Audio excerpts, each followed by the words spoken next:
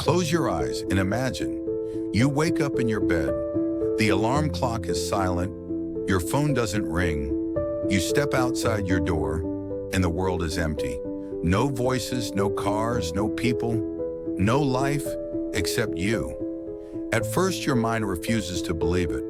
You call out, "Hello? Anybody there?" But only the echo of your own voice answers. The streets are frozen in time. Cars parked, doors open, traffic lights blinking endlessly for no one. And then, the terrifying truth arrives. You are alone, the last human being on Earth. The first hours feel surreal. You wander through the city like a king with no subjects. Supermarkets are full, shelves stacked with food, water, clothes. You take whatever you like. Every car is yours. Every house is open. Every luxury once unreachable now belongs to you. For a fleeting moment, it feels like freedom.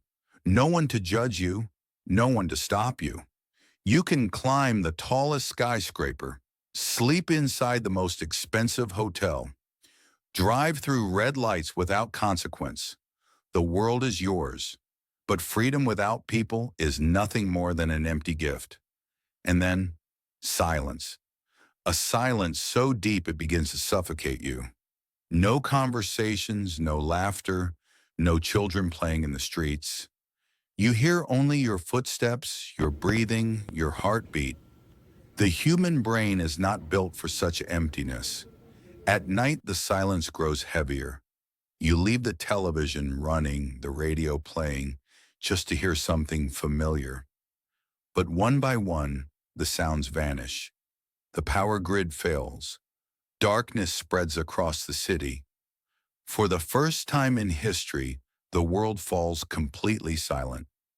Days turn into weeks, and survival becomes your new reality. Electricity is gone.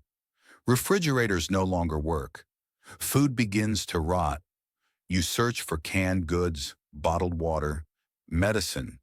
You learn to break into pharmacies, to collect rainwater, to defend yourself against wild animals. Civilization, the mighty web of human invention, collapses in silence. Bridges crumble, buildings decay, cars rust. The world once ruled by humanity now belongs to nature. But hunger and thirst are not the deadliest enemies.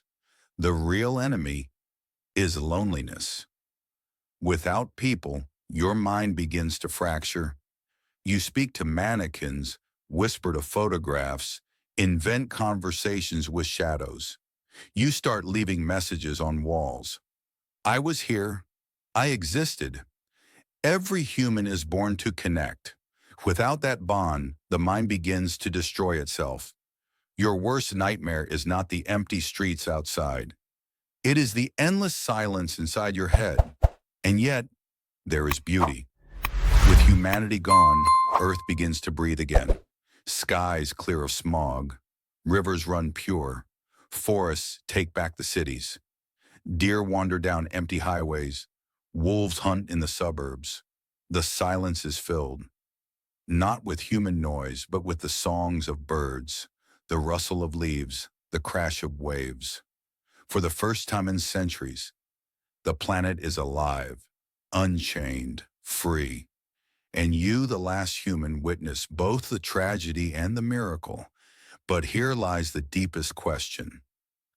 What is the purpose of life if you are the only one left to live it? Would you spend your days exploring the ruins of the old world? Would you write books that no one will read? Would you record your voice, hoping that someone, someday, might find it?